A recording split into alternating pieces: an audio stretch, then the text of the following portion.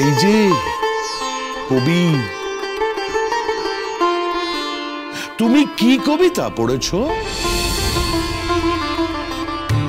তুমি পড়েছো রবি ঠাকুরকে, তুমি পড়েছো মাইকেলকে, তুমি পড়েছো জীবনানন্দকে, তুমি পড়েছো শক্তি চাটুর্যকে, তুমি পড়েছো সুনীল গাঙ্গুলিকে, তুমি পড়েছো তুষার রায়কে, তুমি পড়েছো জয় গোস্বামীকে, তুমি কি? না ড্যাডি, পড়িনি আসলে। মানে ননসেন্স, ননসেন্স। কনভেন্টে পড়ে শুধু করে ইংরেজি বলবে, বাংলা কালচার থেকে একবারে মুছে দিয়ে গেল। ছোট বাবা, ড্যাডি এক মিনিট। কি হচ্ছে? বলছিলাম যে হ্যাঁ বল। আসলে আমি প্রচুর পরিশ্রম করেছিলাম বলে বড় বৌদিকে বলেছি। কি বৌদি? কি কি মানে কাউকে বলবে না তো? না, কাউকে বলবো না। বল। গীতাকেও বলবে না? না না, বলবো না। কি? বাড়িতে মাটন বিরিয়ানি হবে।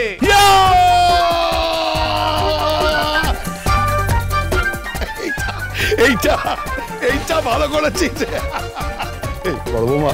তুমি না গোপনে গোপনে গোপনে তুমি আমাকে একটা বাটিতে, না তার থেকে একটু বড় জায়গা, আপনার জামবাটি না, তার থেকে আরো বড়, মানে একটু গোপনে আমাকে একটু বিরিয়ানি দিও। ঠিক আছে ঠিক আছে, আমি চললাম। খুব ভালো খুব ভালো। হ্যালো, কে বলছেন?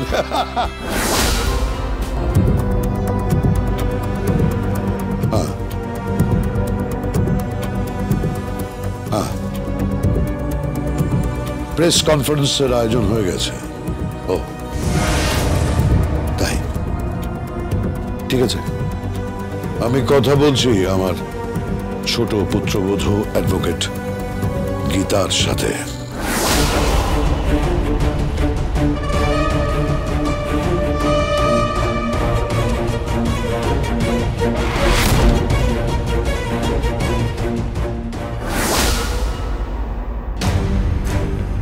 তুমি ঠিক কি জানতে চাইছো অঙ্কিত? অনেকক্ষণ তোকে দেখছি যে তুমি হেজিটেট করছো। তুমি তো মুখার্জি বাড়ির জামাই হতে চলেছো, সংকোচ করো না তুমি। কি সমস্যা হয়েছে আমাকে বলো। মানে মেহেককে নিয়ে কি কোনো প্রবলেম হয়েছে? দেখো, মেহেকের সঙ্গে কিন্তু কৃপানের কোনো সম্পর্ক নেই। আমি তোমাকে বলছি, কৃপান খুব খারাপ একটা ছেলে, ও মেহেকের জীবন থেকে সরে গেছে। দেখো অঙ্কিত, তুমি কিন্তু মেহেকের হাত ছেড়ে দিও না। ও খুব কষ্ট পাবে, আবার যদি কষ্ট পায় ও সহ্য করতে পারবে না। না না, আপনি কি বলছেন? আমি মেহেকের হাত ছাড়বো না। ঝড় জল ঝাপটা যেই পরিস্থিতি আসুক না কেন, আমি মেহেকের হাত ছাড়বো না। দেখুন, আপনি কিন্তু আমাকে বিশ্বাস করতে পারেন, কারণ আমি একবার যার হাত ধরি তার হাত ছাড়ি না। আর মেহেককে তো আমি ভালোবাসি। তাহলে মানে তুমি কি বলতে চাইছো, কি জানতে চাইছো তুমি? আসলে আমার বাবার ফোনে একটা ফোন এসেছিল, এবং সেই ফোনে বলা হয়েছে যে একটা পুরনো কেস রিওপেন করা হচ্ছে, এবং সেই সূত্রে আমার বাবাকে আদালতেও যেতে হতে পারে।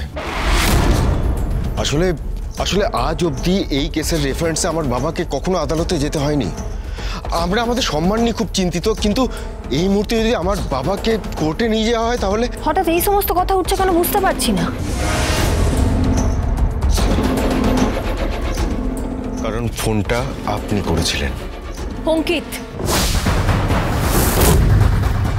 হ্যাঁ, আমি কিন্তু জানি ফোনটা আপনি করেছিলেন, কারণ আমি আপনার নাম্বারটা চিনি। তবে হ্যাঁ, আমি কিন্তু এখন আমার বাবা মাকে জানাইনি যে ফোনটা আপনার ছিল। দেখুন, আমি আপনার কাছে হাত জোড় করছি, আপনি প্লিজ একটু বোঝার চেষ্টা করুন। আমি কিন্তু আমার বাবা মাকেও চাই, এবং আমি মেহেককেও চাই। প্লিজ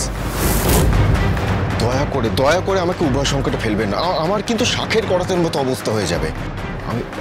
আমি পারবো না। আমার বাবা মা যদি জানতে পারে এর সঙ্গে আপনি ইনভলভ, তাহলে খুব বিপদ হয়ে যাবে। আপনি প্লিজ একটু বোঝার চেষ্টা করুন। তুমি কেন এত ভয় পাচ্ছ? ওই কেস ডায়েরিতে ওনার নাম পেয়েছি, তাই ওনাকে ফোন করেছি, আর ওনাকে প্রয়োজন পড়লে কোর্টে নিয়ে যাব।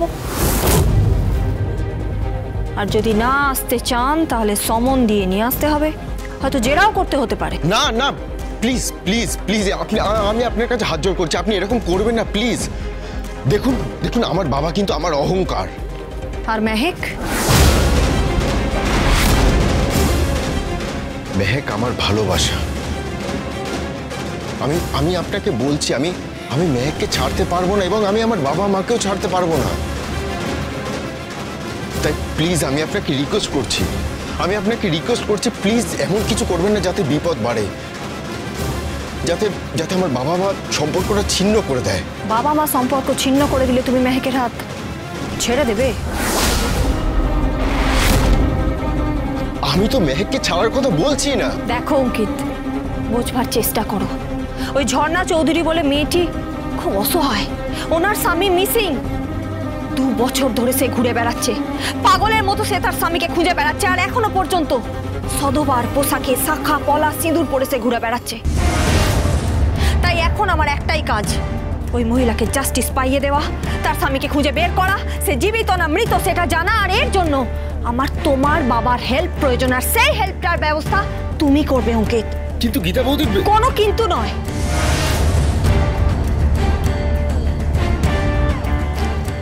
আচ্ছা, তাহলে এটাই আপনার শেষ কথা? হ্যাঁ, দেখো সম্পর্ক আর পেশা কিন্তু আমি গুলিয়ে ফেলি না, তুমিও গুলিয়ে ফেলো না অঙ্কিত। লোকটা কিন্তু আমার বাবা। আর ঝর্ণা চৌধুরী একটা অসহায় মেয়ে, সেও কারুর স্ত্রী, সেও কারুর মেয়ে। মহিলাটি কাঁদছে অঙ্কিত। আই এম ভেরি সরি, আমার আর কিছু করার নেই। এই কেসটা কোর্টে উঠবেই আর আমি আদালতে যাবই। প্লিজ আপনাকে রিকোয়েস্ট করছি, আপনি সম্পর্কটা প্লিজ ভেঙে দেবেন না।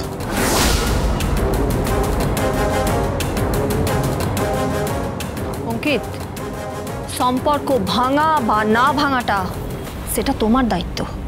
তুমি যদি সত্যিকারের পুরুষ মানুষ হও তাহলে তুমি মেহেকের হাত ছাড়বে না।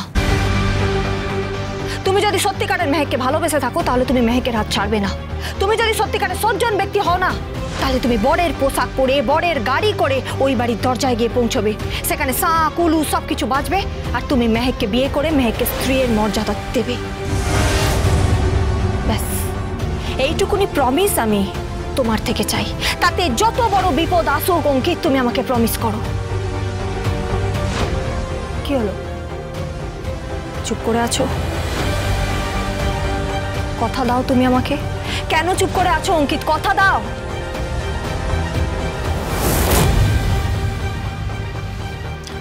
বেশ বেশ, আমি প্রমিস করছি যে কোনো অবস্থাতে আমি মেহেকের হাত ছাড়বো না।